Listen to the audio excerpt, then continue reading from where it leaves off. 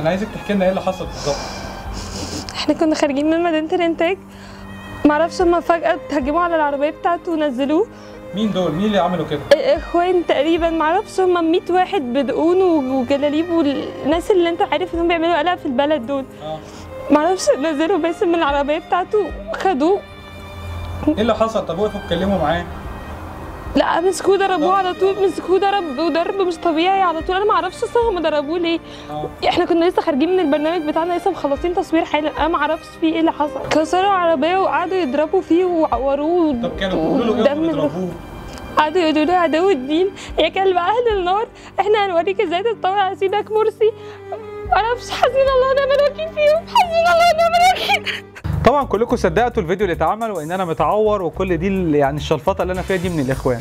طبعا الاخوان ما عملوش اي حاجه من الكلام ده، هي اللي عامله الميك اب اللي انا فيه ده كله. كل ده ميك اب ما فيهوش اي حاجه، كله في ايديا اهو. عيب قوي انك تستعطف الناس بفيديوهات متفبركه. دايما بتفبركوا فيديوهات، وشفنا واحد بيزق الدكتور برجله لما عرف انه مضروب بالنار.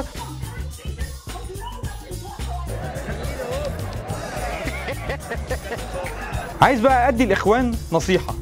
النصيحه هي انك عمرك اوكي ميرسي.